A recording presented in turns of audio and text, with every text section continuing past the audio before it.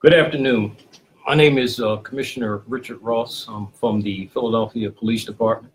I know there is a lot of concern and a lot of attention being spread around an incident that happened here in Philadelphia at Starbucks at 1801 Spruce Street.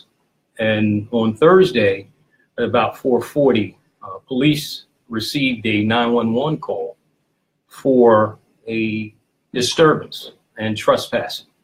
When the police arrived, they were met by Starbucks employees who said that two males were trespassing and had refused to leave the establishment.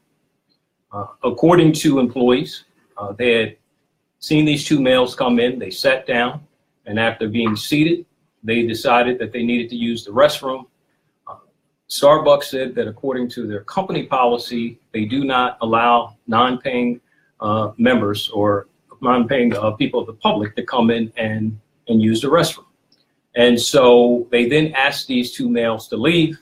These two males refused to leave, and the police were called.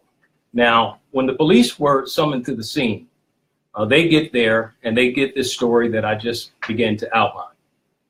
They then approached the males. They asked the males to leave because they're being asked to leave by Starbucks employees. In fact, in an effort to quell the situation, officers actually called for a supervisor so that it would not get out of hand, something that was a good decision. And 3 different occasions, the officers asked the males politely to leave the location because they were being asked to leave by employees because they were trespassing. Instead, the males continued to refuse, as they had told the employees previously, and they told the officers that they were not leaving.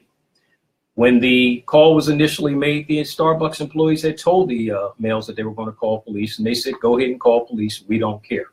So police get there and they're confronted by the same type of attitude and repeatedly are told that they're not leaving. In fact, there's some alleged rhetoric about you don't know what you're doing, you're only a $45,000 a year employee or something to that regard. And so because these individuals refused to leave, because Starbucks actually called, the police did not just happen upon this event. They did not just walk into Starbucks to get coffee. They were called there for a service, and that service had to do with quelling a disturbance that had to do with trespassing. So I need to underscore the fact that these males were arrested. When they were arrested, they were taken out essentially without incident. There was no harm done to them. But after being transported to the police district in the area, the officers, after processing paperwork, discovered that Starbucks no longer was interested in prosecuting. And so at that point, those males were released from custody. It is important to emphasize and underscore that these officers had legal standing to make this arrest. Again, they were called to the scene because employees said they were trespassing. It is important for me to say that, in short, these officers did absolutely nothing wrong. They followed policy. They did what they were supposed to do. They were professional in all their dealings with these gentlemen, and instead they got the opposite back. I will say that as an African-American male, I am very aware of implicit bias. We are committed to fair and unbiased policing, and anything less than that will not be tolerated in this department. I just want to share that here we get implicit bias training for all our commanders, and we push that training down to our officers because it's very, very important. In addition, we send all our new recruits to the African American Museum as well as the Holocaust Museum down in Washington, D.C. We do this because we want people, our officers, our recruits, to understand the minute they come on board. We want them to know about the atrocities that were in fact committed by policing around the world. This is important to us.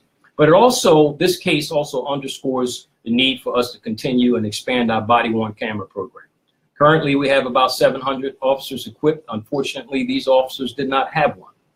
But it emphasizes why these things are important, because you get to tell another side of the story.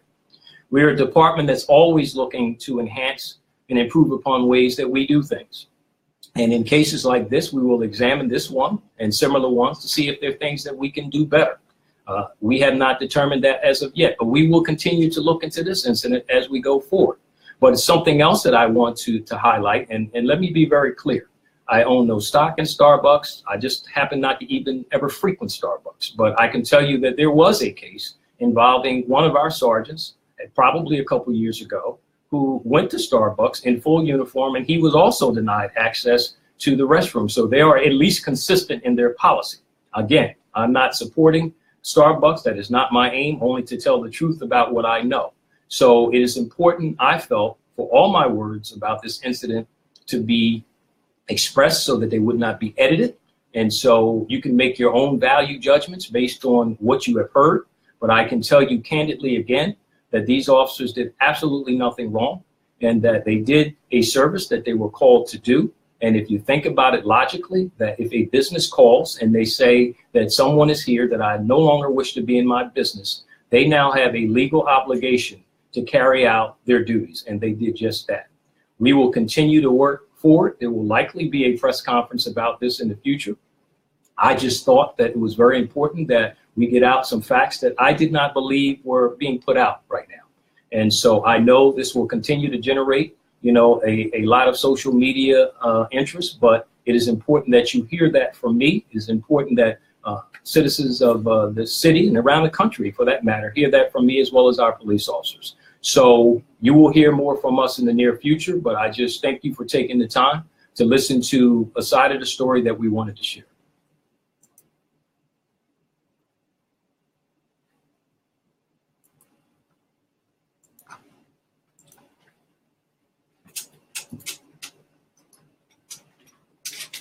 It's not stopping.